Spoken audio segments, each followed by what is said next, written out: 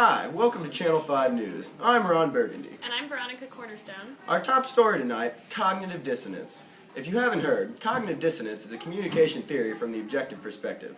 It is in the socio-psychological tradition and was developed by Leon Festinger.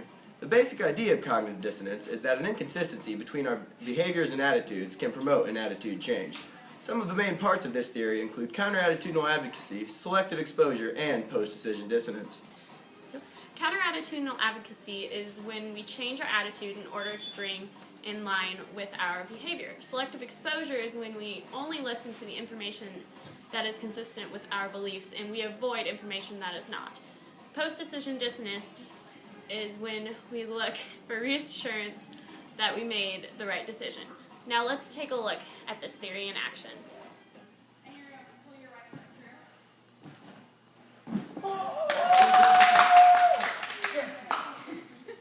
Go. Woo!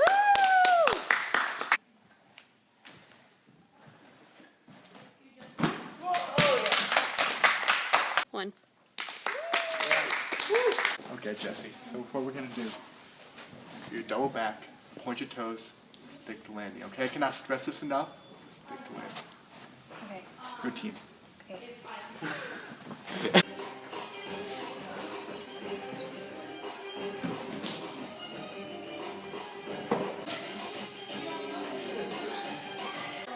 What happened to the double back?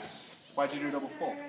We thought- talked about this. I'm sorry, I just thought it'd be better. Don't think. You're not getting paid to think. You're not getting paid at all, but we're sure as heck not paying you to think. Just listen to me from now on. Fine. Okay, I'll try. Okay? Alright, well, I couldn't help but notice that you and your coach were on different pages out there. And you didn't end up with a good score. Do you think you might do anything different in your next go? Well, first of all, is this megaphone really necessary? I mean, Yes it is. okay. Well, I think I'll probably listen to some of my coach's suggestions. I got a little overly confident.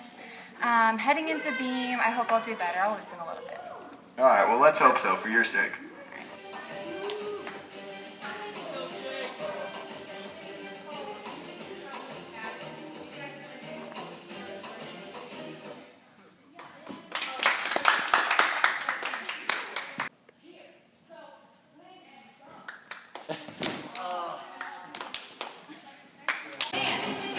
I need you to nail the one-arm back handspring. And stick the landing this time, all right? Okay, I got this. Try number 2. Here we go.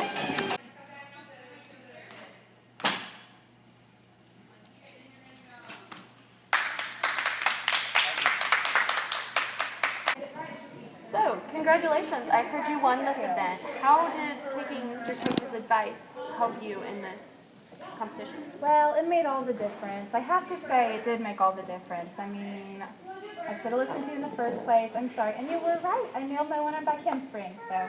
You don't become 3-time Greene County Gymnastics Coach of the Year for nothing.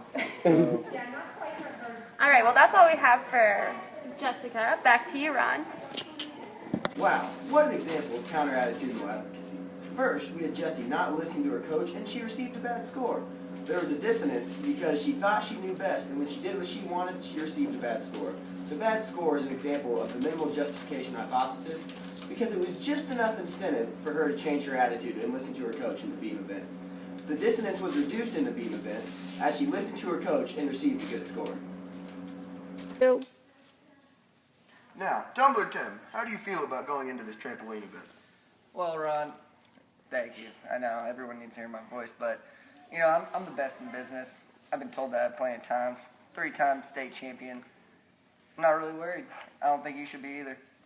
All right, well, let's look in and see how it goes. Back to you.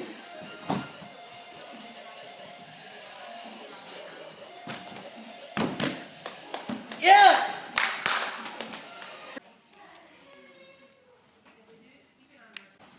So the scores are in for Tumbler Tim, and it looks like his score was not so great. Why is that? Tumbler Tim did not set properly, did not point his toes, had a lot of under rotation, and could not find the ground properly. But he had a great attitude. Well, thank you for your feedback. Back to you. All right, Tumbler Tim. Well, your scores are in, and it seemed like somewhat of a low score. How do you feel about that? You know, in my opinion, I didn't have a low score. I had a great attitude, great spirit, and that's all that really counts, right? Yeah, I think my score did great. Well, there you have it, out of Tumbler Tim's mouth himself. Back to you, Veronica. Really? Good attitude? I'm a 3-time state champion, and you know that. I put my heart and soul into that move, and you give me that kind of score? That's just ridiculous. I'm done with this. You know, it really wasn't that great.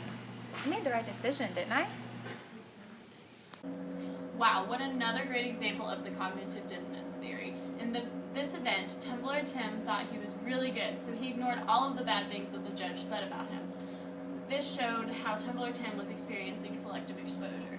After Tim argued the score with the judge experienced post-decision dissonance. The post-decision dissonance occurred when she retold herself that Tim deserved the score he was given. She most likely experienced the dissonance because she could not go back and change her score. You're right, you are. Well, that's it here for Channel 5 News. I'm Ron Burgundy. You stay classy, Springfield. And I'm Veronica Corningstone. Thanks for stopping by. But mostly, stay classy.